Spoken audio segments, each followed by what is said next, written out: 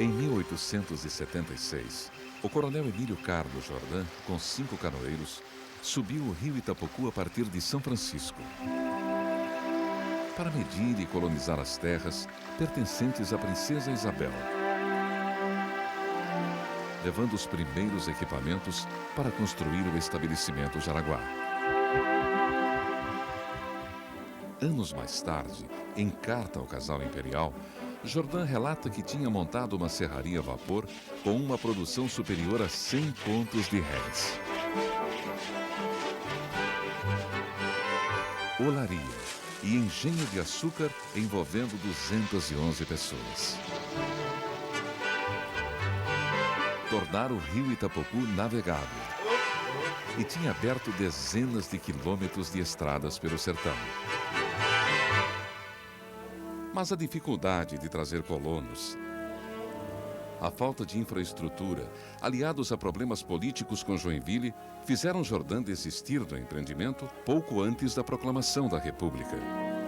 Durante a Revolução Federalista, a região viveria dias de tensão ao abrigar os revoltosos maragatos acampados na barra do Itapocuzinho e em outros pontos do vilarejo na luta contra os pica-paus de Floriano Peixoto. Com a vitória de Floriano, Jordan ganha novo prestígio político e volta em nova tentativa de colonização ao ganhar de Hercílio Luz, governador de Santa Catarina, a concessão de 10.000 hectares de terras do Vale do Itapocu.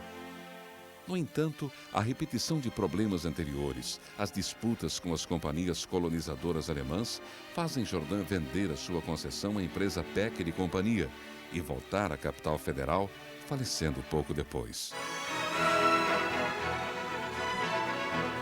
A forte influência estrangeira das principais levas de imigrantes europeus vinham na busca de novas oportunidades. Alemães e austríacos pelo porto de São Francisco até Joinville, de onde seguiam em carroções até o barracão de imigrantes do Itapocuzinho. Por Blumenau, até o Rio da Luz e a Barra do Rio Cerro, vinham os alemães, húngaros e italianos.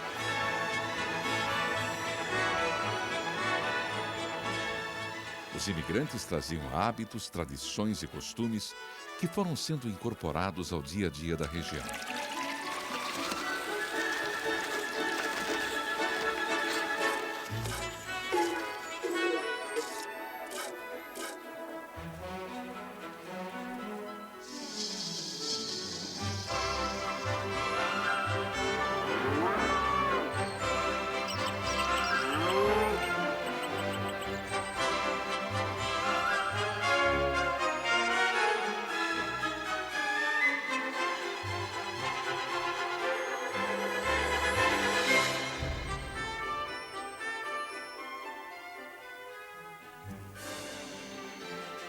O comércio de mercadorias começou a se desenvolver nos 2 principais núcleos de colonização. Os Wolf, Marquardt e Weg, no lado esquerdo do rio Jaraguá, e os comerciantes Stein e Czerniewicz, no outro lado do rio Itapocu, enquanto o comércio Gruba se instalava na região de Jaraguá Central. No começo, o colono trocava o produto que plantava por produtos prontos no comércio que os repassava adiante. As dificuldades de comunicação eram grandes. A ausência de estradas, poucas pontes e o correio levava até meses para chegar ao destino, pois o transporte era feito no lombo de cavalos ou em carroças através de picadas. Em fins de 1900, o guarda-livros Hugo Schneider, do comércio Kizerniewicz, teve a ideia de editar um jornal, o Jaraguá Botio, que significava o mensageiro de Jaraguá. Como não havia impressora, os exemplares eram copiados à mão pelos caixeiros da loja nas horas de folga, à luz de lamparinas, e depois afixados em diversos lugares do vilarejo com anúncios, informações e notícias do dia a dia. O primeiro jornal impresso e editado em Jaraguá só apareceu em 1919, fundado por Venâncio da Silva Porto, denominado Correio do Povo, que continua até os nossos dias.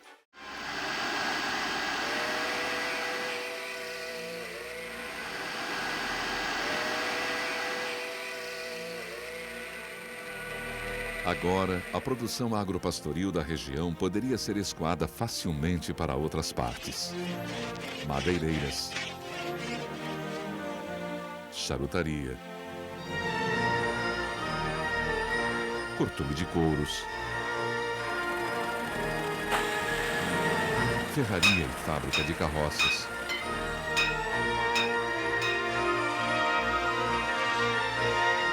fábrica de queijos e embutidos em geral.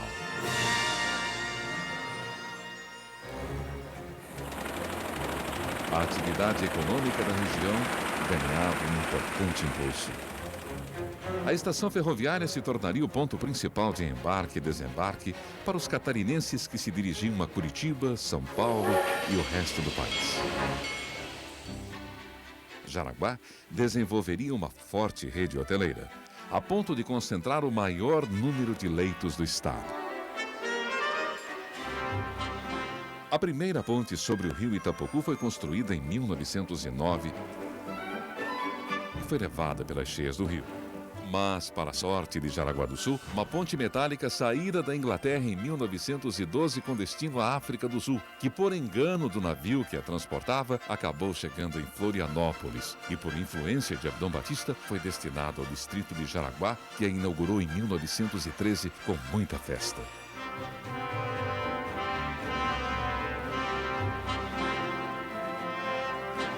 A região começava a atrair novos empreendimentos e estimular a exportação local.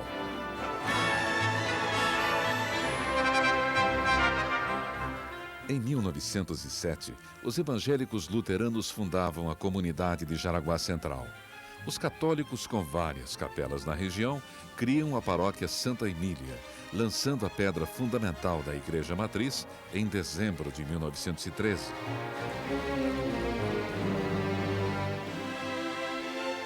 Com a formação das primeiras comunidades luteranas e católicas, se construíram escolas que utilizavam como igrejas e igrejas que se utilizavam como escolas. Abramo Prade, Aurélia Walter e Leodoro Borges foram alguns dos primeiros professores. Vários alunos viriam se tornar professores mais tarde e assumir outras importantes funções na comunidade, como foi o caso do menino Emílio da Silva.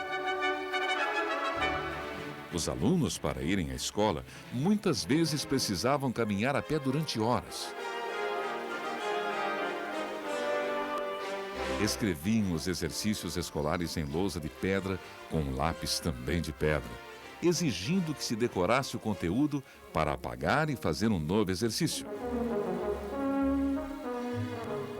Na época, lecionava-se língua italiana ou alemã, português, catecismo, aritmética, geografia, história do Brasil e ciências. As cervejas mais famosas, a Bock Beer e a München Beer, eram consumidas nas festas e bailes da região. E festas era o que não faltava. Uma das primeiras sociedades a manter a tradição germânica da prática do tiro foi a Sociedade Atiradores Germânia, na Estrada Nova, hoje Epitácio Pessoa, no salão conhecido como Pau do Meio, porque tinha um esteio sustentando a estrutura bem no meio do salão. Durante anos, o lazer se resumia a passeios pela região, atividades esportivas e cabo de guerra, festas de casamentos, encenações teatrais improvisadas, competições de tiro, busca de rei,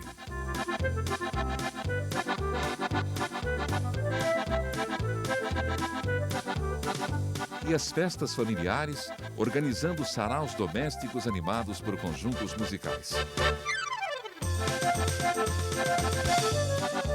Alguns improvisados à base de violino e bandoneon, e outros acrescidos de instrumento de sopro. A mais famosa de todas foi a Starklungen, Pulmões de Aço, que também animava as festividades e bailes do Germânia, do Salão Milk.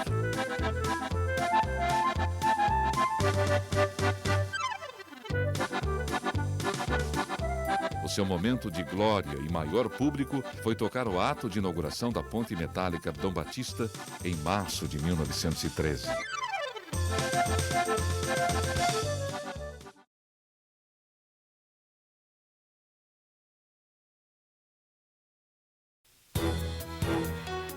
O distrito de Jaraguá, com 11.000 habitantes, pertencia ao município de Joinville, sendo uma região progressista com dezenas de casas comerciais e pequenas indústrias e um importante entroncamento ferroviário. A vila era administrada por intendentes nomeados. A população sempre reivindicou maior atenção e autonomia, solicitando insistente a emancipação.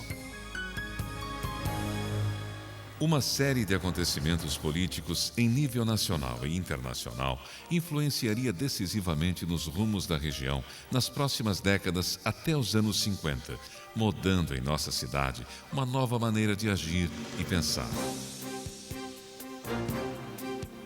Em outubro de 1930, estoura a revolução comandada por Getúlio Vargas contra a velha República da Política Café com Leite. Notícias chegam a Jaraguá do Sul de que tinha rebentado o movimento revolucionário no Rio Grande do Sul. As eleições foram suspensas. Foi decretado estado de sítio no país. Correm boatos de que pontes tinham sido dinamitadas. Muitas famílias abandonaram suas casas em pânico. Passado o susto, voltou a calma. No dia 8, chegava a vanguarda do 13º Batalhão de Caçadores, seguindo para Joinville, que seria ocupada sem grande resistência, havendo apenas alguns mortos. Dia 9 de outubro, chegavam a Jaraguá os batalhões de caçadores, de engenharia, artilharia e um esquadrão de cavalaria. Homens, mulheres e crianças apinhavam-se na estação num misto de curiosidade, tensão e festa. E o povo comemorou a vitória junto com as tropas que, acantonadas em Jaraguá, foram bem atendidas pela população. A revolução mexia com o coração das massas. Um mês após iniciada a Revolução, Getúlio Vargas toma posse provisoriamente do governo federal, que se estenderia por 15 anos entre levantes civis, golpes e jogadas políticas. Em 25 de março de 1934, o interventor federal Aristiliano Ramos assinava o decreto unindo Jaraguá a Hansa, num só município, administrado interinamente por José Bauer. O antigo sonho de autonomia se tornava realidade. Nesta época, foi criada a Sociedade de Tiro de Guerra Jaraguá, para auxiliar os jovens a entrarem na escola de soldados, além dos aspectos culturais e esportivos. O Tiro de Guerra 406, que tinha 40 sócios contribuintes, revivia nos festejos cívicos o amor à pátria, os vultos de nossa história e o preito à bandeira nacional. A Ação Integralista Nacional, fundada em 1932 por Plínio Salgado, exerceria importante papel no recém-criado município de Jaraguá. O movimento tinha por objetivo a soma e integração dos esforços da gente brasileira em torno de suas ideias: Deus, pátria, família. Tinha uma organização de características militares, uniforme com o distintivo do sigma e a saudação Anauê, na língua tupi, você, meu irmão. Num domingo, em setembro de 1934, desciam na estação ferroviária integralistas de Joinville junto com Plínio Salgado, desfilando sob os olhares da população admirada até o Salambur, onde foi fundado o Núcleo Integralista de Jaraguá. O movimento teria uma enorme penetração no município, agregando lavradores, trabalhadores da pequena indústria, comerciantes estabelecidos no interior, funcionários públicos, muitos jovens e crianças. A cidade rapidamente tornou-se um forte reduto integralista. Em março de 1936, na primeira eleição de Jaraguá, o integralismo elegeria para prefeito o lavrador Leopoldo Augusto Guerent, por larga margem de votos, e faria maioria na Câmara. Tal situação se repetiria em muitos municípios catarinenses. Começa uma perseguição ao movimento no estado. O pacífico ritual de A Noite dos Tambores Silenciosos, para comemorar a data de fundação do movimento em todo o país, aconteceria em 3 salões espalhados pelo município em 7 de outubro de 1936. Um destacamento policial invadiu à força os locais, atirando a esmo, resultando em chacina, com grande número de feridos e 2 mortos. Ainda neste ano, o chefe do núcleo integralista da região e presidente da Câmara de Vereadores, Ricardo Greenwald, seria assassinado a sangue frio por artigos publicados no jornal do partido. Uma multidão comovida acompanhou o enterro. Getúlio Vargas decreta o Estado Novo em 37, acabando com os partidos e o Congresso, impondo uma nova Constituição. O prefeito integralista Leopoldo Augusto Guerent seria exonerado e nomeado prefeito o tenente Leônidas Cabral Herbster. Muitos integralistas da região seriam presos e enviados a Florianópolis. As batidas surdas dos tambores ainda ecoavam na cabeça da população em cada noite silenciosa, quando estouraram os canhões da Segunda Guerra Mundial. E o Brasil declara guerra às forças do eixo em agosto de 41. Durante a guerra, o governo adotou um rígido controle sobre os estrangeiros, que precisavam de salvo-conduto para viagens pelo país. Era proibido falar em alemão e italiano em público, sob pena de serem presos. Os estrangeiros sofriam retaliações de toda sorte. Objetos e bens pessoais, como rádio, eram apreendidos para evitar contato com as notícias do exterior. Escolas foram fechadas por ensinarem na língua alemã. Outras entravam no clima da guerra.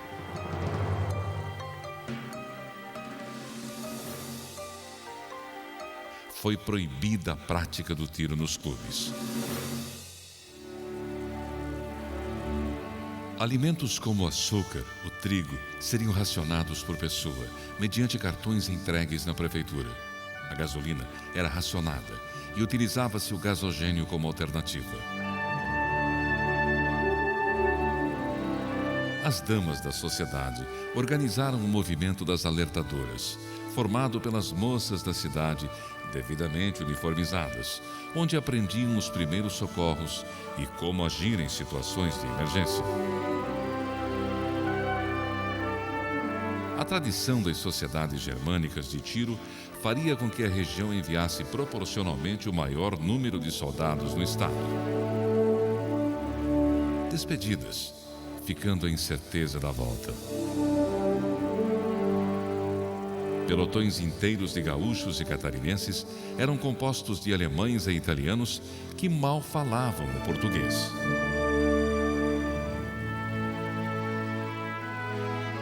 A campanha da Força Expedicionária Brasileira na Itália traria tensão, medo, os horrores da guerra pela primeira vez e muita bravura.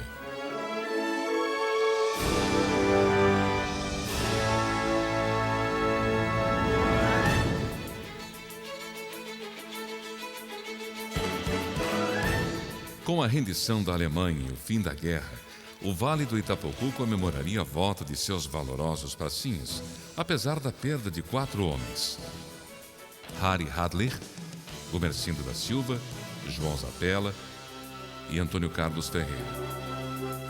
Ao chegarem, os expedicionários eram recepcionados pelo povo, que os acompanhavam até as suas casas. Terminam 15 anos de ditadura de Getúlio Vargas e acaba um período de verdadeiras ditaduras municipais pelo país, como a do tenente Leônidas Cabral Herbster, que governou o nosso município durante 9 anos. E que, apesar dos excessos, provocaria fortes mudanças na paisagem urbana de Jaraguá. As eleições por voto direto aconteceriam a partir de 1947.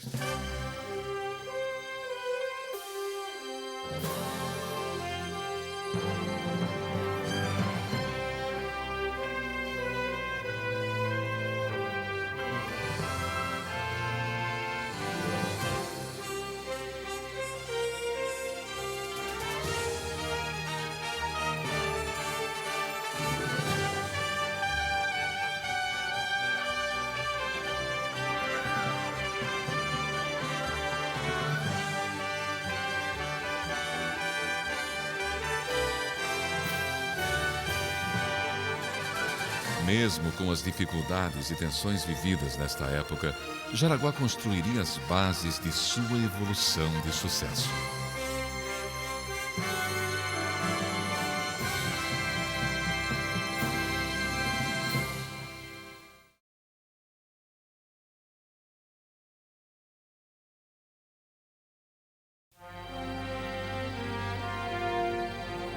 Jaraguá do Sul é uma cidade desenvolvida com centenas de indústrias, energia para tocá-las e um comércio atuante. Mas houve um tempo, em 1920, que 80% da população do distrito de Jaraguá, com 12 mil habitantes, localizava-se na área rural. E a economia era baseada na agricultura em geral, extração da madeira, gado e seus derivados. Havia um núcleo comercial na região do Rio Cerro, Garibaldi e Rio da Luz, e outro na área central, onde a maioria das casas comerciais se concentrava em volta da estação ferroviária, que era ponto de embarque e desembarque de toda a produção de Blumenau e região, com destino a Curitiba, São Paulo e Rio, ou ao Porto de São Francisco. Jaraguá era passagem obrigatória por estrada para outras partes do estado. Havia bons hotéis e restaurantes para atender os muitos viajantes que por aqui passavam. Nesta época, chegou-se a registrar 23 automóveis Ford Bigode que atuavam como táxi, fazendo o trajeto entre Jaraguá e Florianópolis via Brusque e Blumenau. Existiam dezenas de pequenas indústrias, a grande maioria ligada a casas comerciais, desde laticínios, beneficiamento de arroz e couros, madeireiras e marcenarias, bebidas e olarias. A eletricidade atendia as poucas ruas da região central. Era suprida pela empresa joinvilense de eletricidade, mais tarde Empresul. As empresas represavam as águas que acionavam rodas ou turbinas, movimentando os mecanismos da produção e gerando energia. Em julho de 1930, inicia a construção da usina hidrelétrica do Bracinho, com 2 turbinas, a maior do estado na época. Em 1930, a comunicação com outras partes do país era feita através do telégrafo. A cidade tinha 75 telefones, que faziam ligação entre apenas meia dúzia de municípios catarinenses. O jornal da região era o Correio do Povo, e Jaraguá entrava na era do rádio.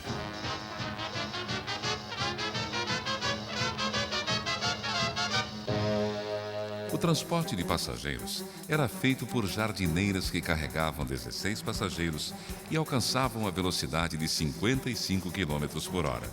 E os trolleys, que foram utilizados como táxi até início dos anos 60. Funcionava uma agência do Banco Agrícola e Comercial de Blumenau, e outros bancos trabalhavam com agentes locais, com quem a população depositava suas economias. Somente nos anos 50 se instalariam outros bancos. estavam lançadas as sementes da indústria que colocaria Jaraguá como o quarto município mais industrializado do estado, no início dos anos 40. Se hoje nossos principais empresários são destaques estaduais e nacionais, houve o tempo em que outros empresários superavam as dificuldades de seu tempo. Desde 1903, Bernardo Gruba, com sua venda colonial em indústria de carnes e derivados. Mais tarde, com indústria de laticínios e beneficiamento de cereais. Na Barra do Rio Cerro, Guilherme Vegue, desde 1906, marcaria a época com comércio e indústria de laticínios e embutidos, expandindo com filiais na região, e exportava os produtos da afamada marca Tabu. O curtume de Arnoldo Schmidt, desde 1916, beneficiava couro, produzia solas e baquetas, instalando décadas mais tarde uma fábrica de pasta mecânica. Com a crise de 1921 na Alemanha, veio mão de obra especializada e pequenos empresários, como o químico Rudolf Hofnissler, que chegou a Jaraguá em 1925, influenciado pelo fato de haver ligação ferroviária com o Porto de São Francisco, para plantar frutas cítricas e produzir essências e óleos essenciais. Antes da Segunda Guerra, exportava óleo de tangerina e laranja para os Estados Unidos e Europa. Desenvolveu e industrializou o suco integral de laranja para o seu conterrâneo, Max William, que veio na mesma época e adquiriu a fábrica de refrigerantes de Johannes Tillich. Com o lançamento da laranjinha MW, refrigerante à base de suco de laranja, na década de 40, fez a empresa tomar novo impulso de modernização e ampliação de mercados.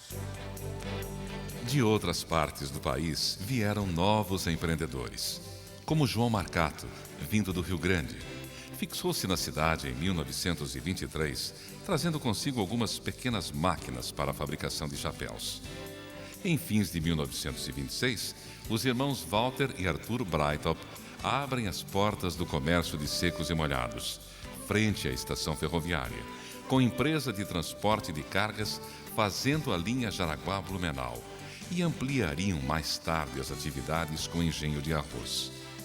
José Marcelino Miller, em 1924, começava a primeira fundição de ferro na região, para em seguida iniciar produção de instrumentos agrícolas e industriais. O comerciante Reinaldo Hall, com loja de armarinhos, secos e molhados, instala em 1929 engenho de arroz e mais tarde adquire a fábrica de pólvora. Foi empresário em diversos ramos. Walter Gosch e seus irmãos estabeleciam em 1929 uma fábrica de tamancos, depois de sapatos, chinelos, com loja de calçados.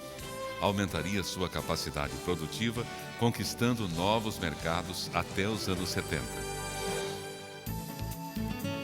No Garibaldi, Walter Marquardt, estabelecido com comércio de laticínios, exportação de fumo e serraria. Em 1936, com seu filho Heinz, começa a primeira malharia de Jaraguá, a tricotagem Garibaldi, da Marquardt e Companhia, na Epitácio Pessoa. Neste tempo, outras indústrias de tecidos se instalariam na região. Na época, havia diversas ferrarias, fábricas de carroças, dezenas de serrarias que, além de produzirem para consumo interno, preparavam a madeira para exportação.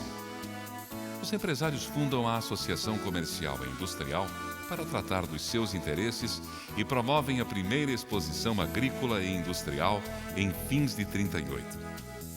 Várias transportadoras ofereciam seus serviços para o sul do país. A Transportes Jensen, a catarinense e a principal delas, que foi a transportadora Frenzel, nos anos 40.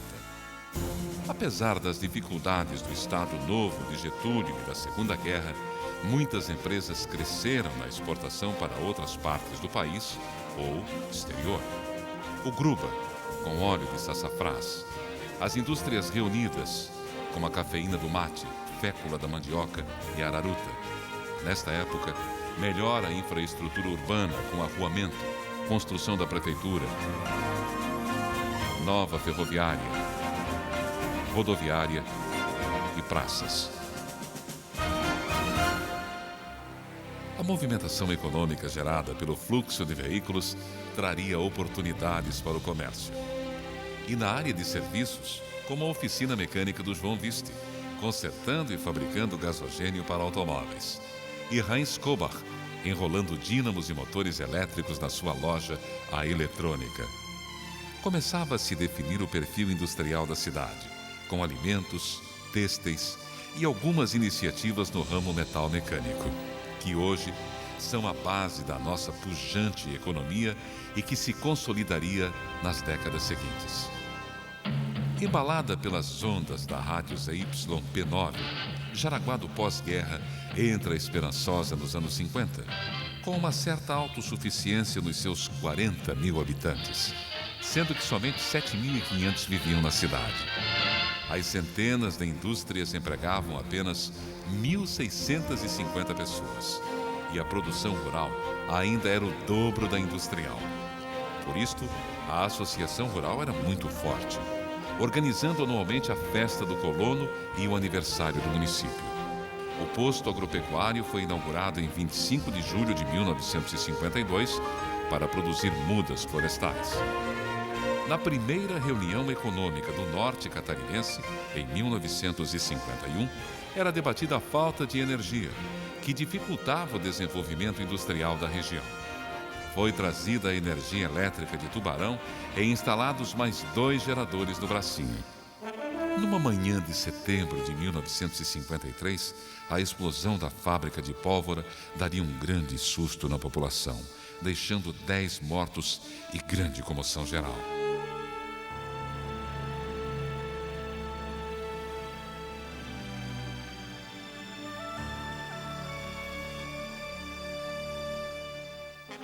Promovendo a industrialização e a modernização do país, Juscelino Kubitschek assume o governo com o slogan 50 anos em 5. A mudança do sistema de transportes para rodoviário faz cair o movimento da ferrovia e Jaraguá não é mais o tão importante entroncamento rodoferroviário. Agora, a abertura da rodovia Joinville a Itajaí, a BR-101, a cidade temia o isolamento. Apesar disso, ela cresce. E o comércio acompanha esta evolução, com lojas de tecidos, rádio, aparelhos eletrodomésticos, ferramentais, representação de veículos. Em 1966, a televisão adentrava os lares, graças a um esforço dos comerciantes e lideranças locais.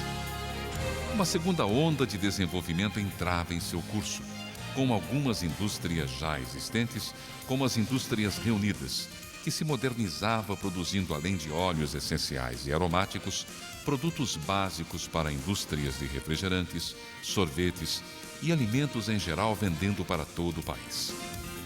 A degeneração do gado leiteiro e das pastagens, a falta de braços para o trabalho rural, fariam com que a indústria de laticínios buscasse alternativas. O empresário Gustavo Guns do Rio Cerro, desde a década de 20, passaria agora a produzir leite tratado, conhecido como chocolate, em escala moderna tecelagem. Surgem novos cerealistas, como Arroz Urbano. A fábrica de balas e caramelos Sassi incorporava a torrefação e moagem do café Iuti da década de 30. Outras do ramo de alimentos passavam para o setor de malharia, como o comerciante João Lúcio da Costa, que em 1954 começa a operar com a Têxtil Jarita. A indústria de laticínios dos Weg, com Wolfgang Weg, diversifica composto de gasolina, loja de departamentos, engenho de arroz, para em 68 começar no ramo têxtil com a Malhas Malve e se projetaria nacionalmente. Durante este tempo, a Marquardt exerceria seu papel de formadora de uma geração têxtil na região. Desde a formação e treinamento de mão de obra, incorporação de tecnologia, inovando com o primeiro posto de vendas diretas da região, que surgiu por casualidade, após o rescaldo de uma grande enchente. Teria seu período áureo no início de 70, produzindo artigos de malha e principalmente vestuário de banho com fios sintéticos.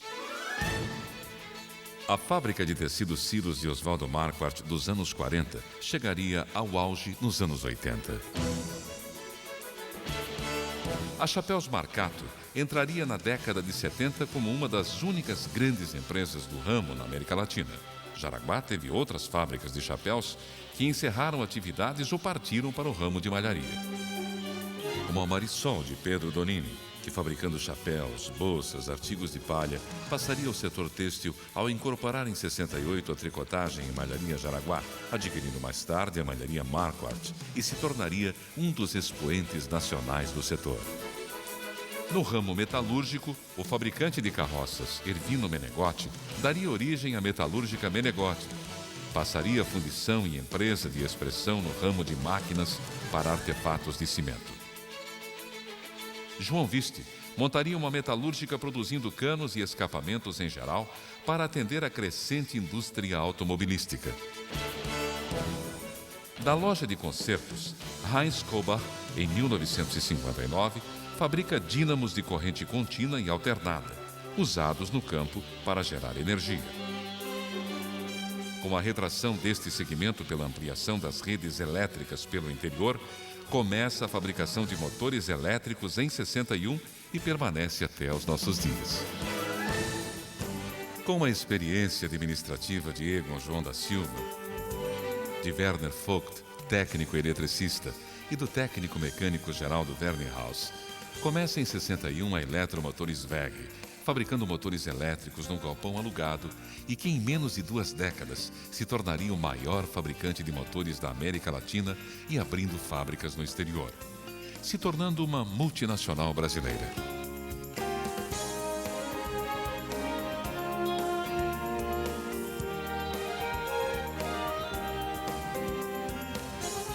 O período da ditadura militar, apesar de distante da realidade local, traria estabilidade econômica, facilitando a expansão da indústria jaraguaense. Muitas começam a utilizar recursos dos bancos de desenvolvimento para ampliar a capacidade produtiva. Começava uma procura mais intensa por mão de obra especializada, oferecendo bons salários, ótimo ambiente de trabalho e assistência médica e odontológica. Eram criados os primeiros sindicatos profissionais. Em 1967, a ACIGES, presidida por Egon João da Silva, reivindicava a melhoria do ensino médio, a ampliação do número de linhas telefônicas e capitaneava o movimento para a ligação com a BR-101. Assim, Jaraguá entrava nos anos 70 disputando a condição de terceiro parque industrial, ocupando o 8º lugar na arrecadação do ICMS do Estado. O crescimento desordenado, déficit habitacional, loteamentos irregulares e clandestinos, devido à forte industrialização dos últimos anos, entra no linguajar do dia a dia. A tradicional feira agropecuária, no aniversário da cidade, mudava o nome para a Exposição Industrial, realçando o novo perfil econômico. Para o centenário que se aproximava, é inaugurado o Centro de Informações Turísticas. Jaraguá do Sul chegava ao centenário de sua fundação, apresentando o melhor índice de desenvolvimento equilibrado do país. A exposição industrial do centenário representaria a pujança econômica que a cidade estava se tornando. E permitisse que chegássemos nesta virada de milênio com algumas empresas que começaram no início do século passado, superassem os desafios e continuassem despontando no cenário econômico.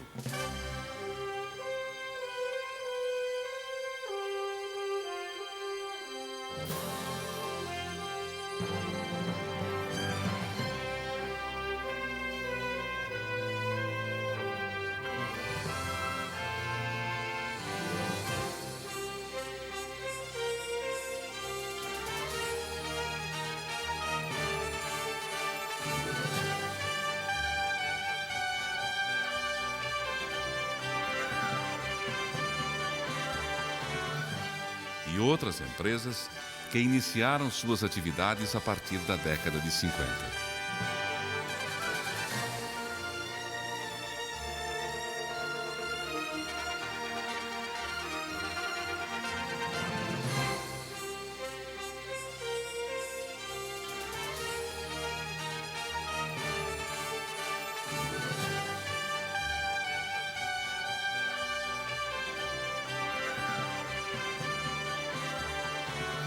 empresas e empreendedores, dentre muitos, que estão permitindo a continuidade de nossa história econômica, que terá ainda muito o que contar.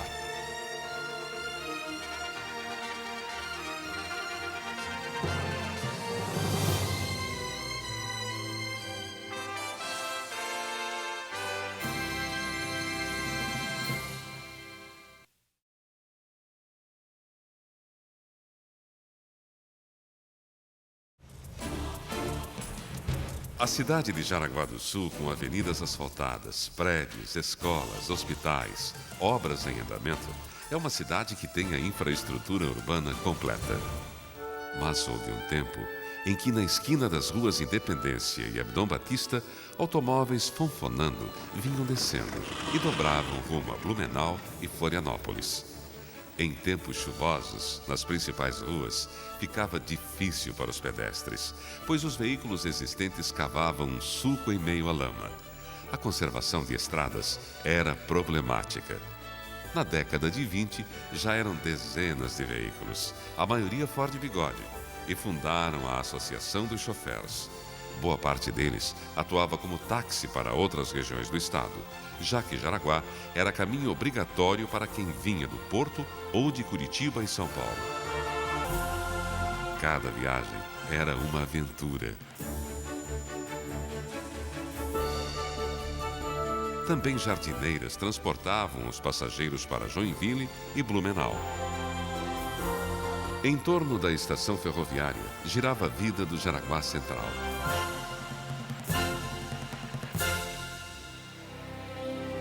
O distrito tinha 26 escolas, a maioria no interior, e um seleto grupo de professores que ensinava em língua estrangeira.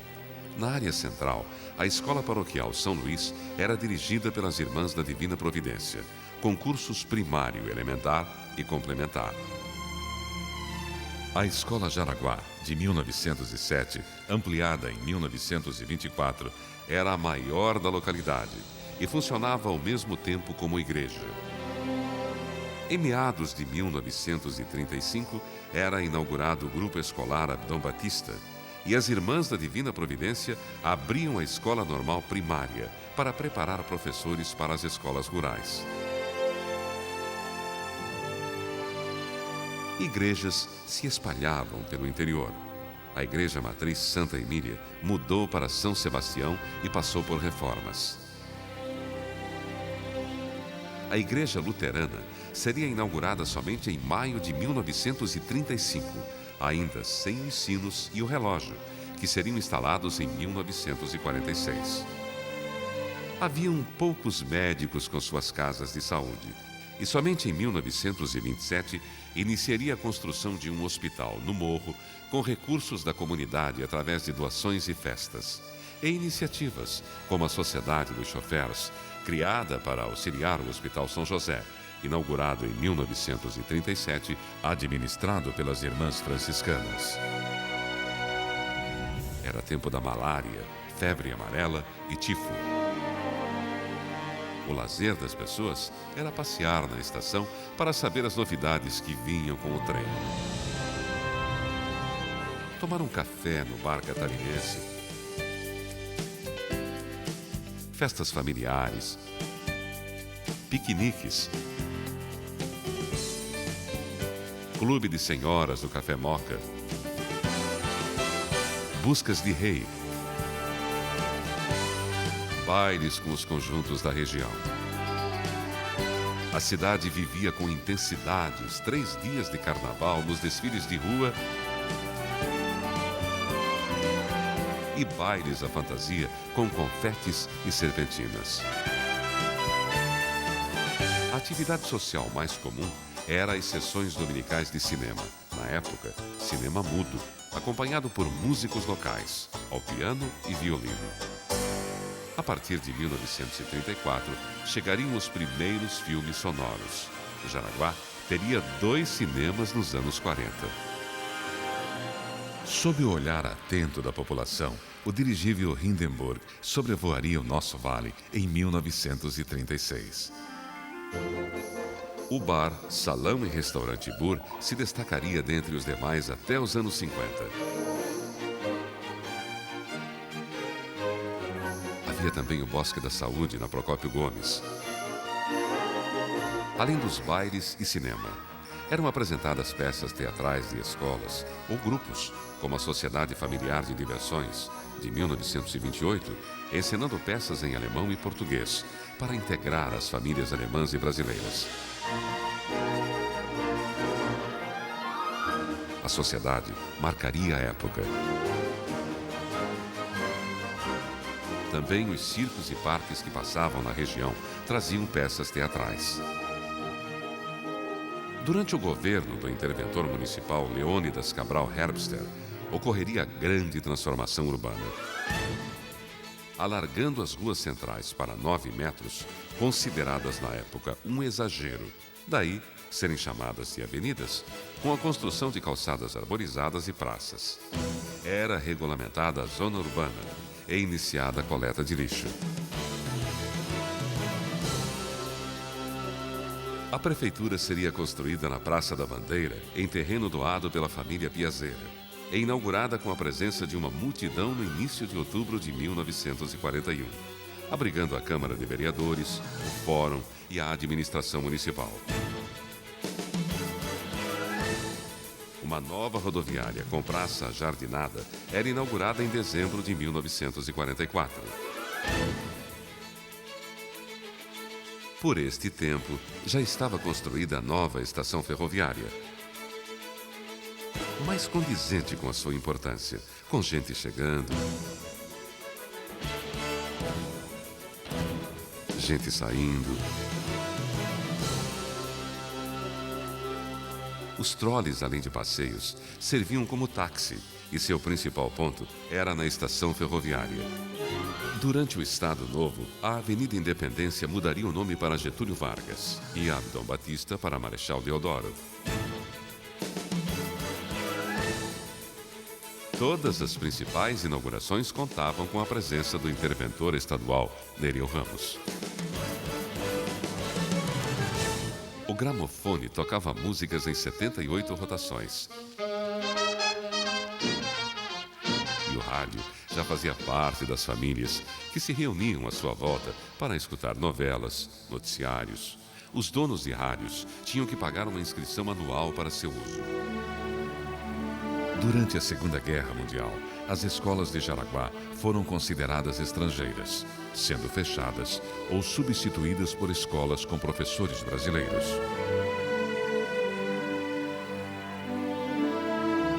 Para não fechar, as Irmãs da Divina Providência contratam as primeiras professoras leigas. A Escola Jaraguá foi fechada em 1939 e foi usada como sede do Clube Aimoré. Neste ano, o Colégio Paroquial São Luís foi adquirido pelos irmãos maristas para se dedicarem à educação dos meninos, ficando as meninas sob a orientação das irmãs que construiriam um novo colégio. O Colégio São Luís passaria a ginásio em 1949 e inauguraria parte de seu novo e suntuoso prédio.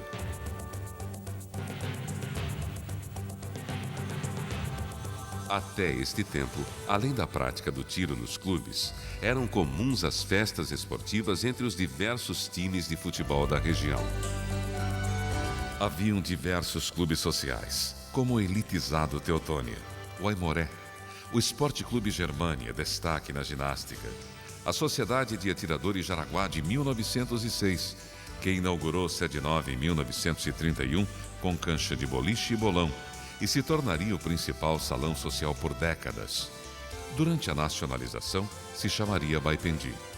Na Segunda Guerra, foi proibida a prática do tiro e confiscadas as armas. Muitas sociedades desapareceriam.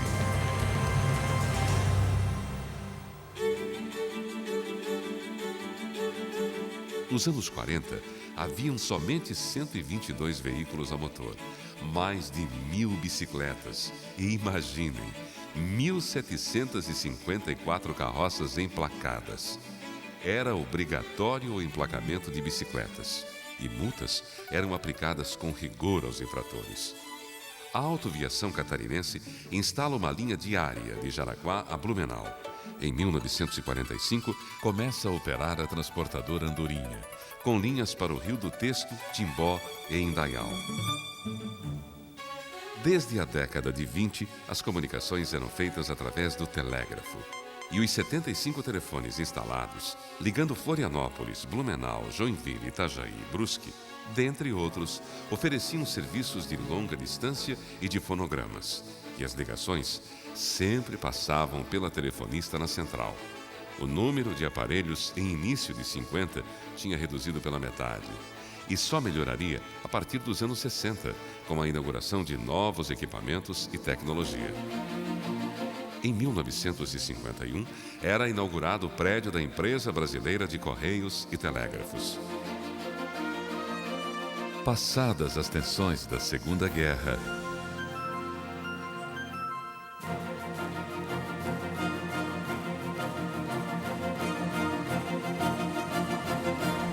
a vida diária voltaria à sua normalidade. Um tempo novo de prosperidade aconteceria. Havia uma luminosidade diferente no ar. As pessoas respiravam mais leves, descontraídas.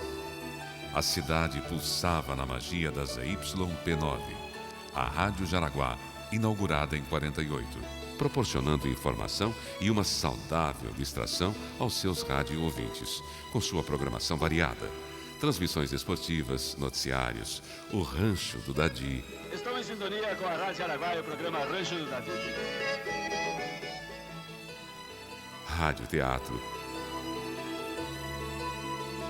Brindes sonoros, além dos programas de variedades ao vivo, no auditório da rádio, especialmente aos domingos. A música sempre fez parte da vida das pessoas. Desde o primeiro coro, ou bandas e orquestras que animavam a região.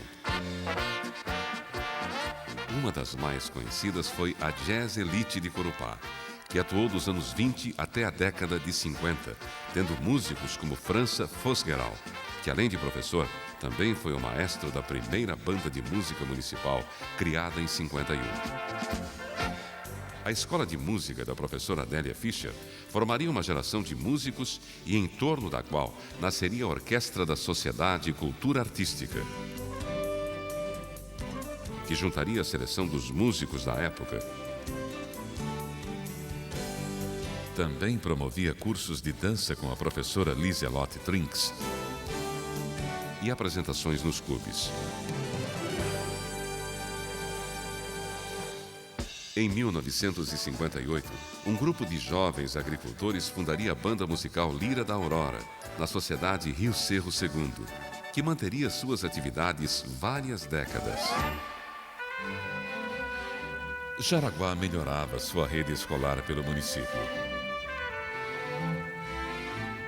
E começava em 1955 a Escola Técnica de Comércio do Colégio São Luís, com aula inaugural no Cristo Rei, que nesta época abrigava quase 200 de alunos internos dos mais diversos cantos do país. Em 1955, com uma procissão de despedida, acontecia o traslado das imagens da Igreja São Sebastião para o Salão Cristo Rei, seguida da demolição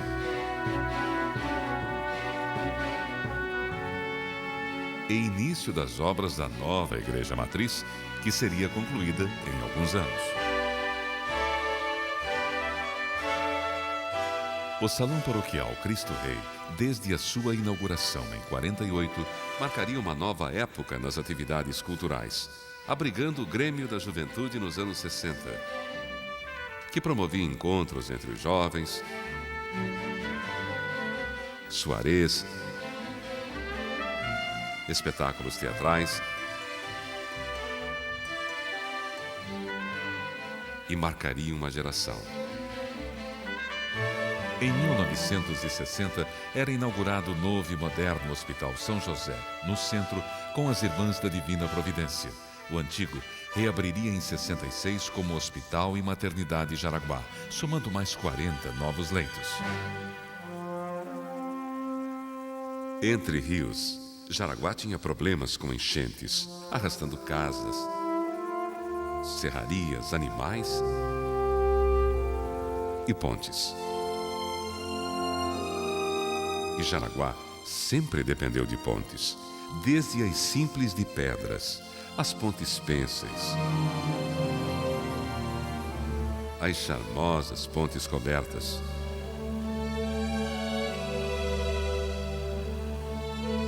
outras que não aguentavam o peso dos veículos. Até a ponte de ferro Abdom Batista do início do século foi se deteriorando e sendo substituída por uma nova de concreto armado que seria inaugurada em dezembro de 1964.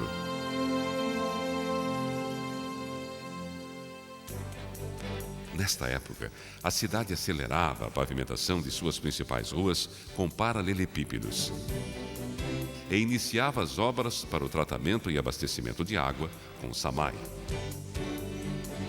A cidade ainda convivia com veículos de tração animal em seu centro urbano.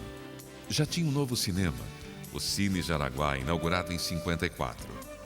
Com 2.000 televisores já vendidos, os primeiros sinais de televisão chegavam aos lares jaraguaenses em 1966.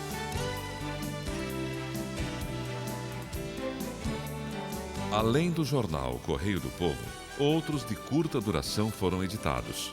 Nos anos 70, seria lançado o semanário A Gazeta de Jaraguá.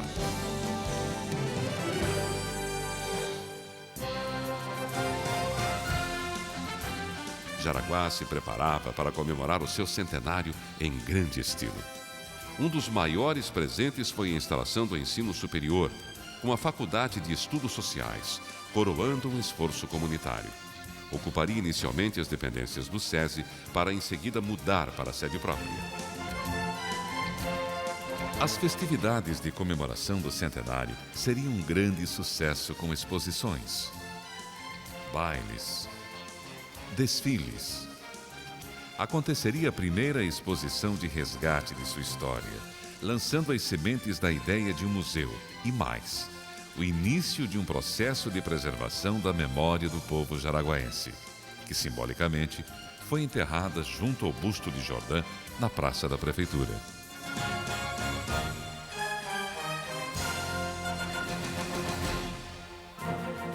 Em cada emoção vivida ao longo de sua história, Jaraguá do Sul chega vibrante aos nossos dias.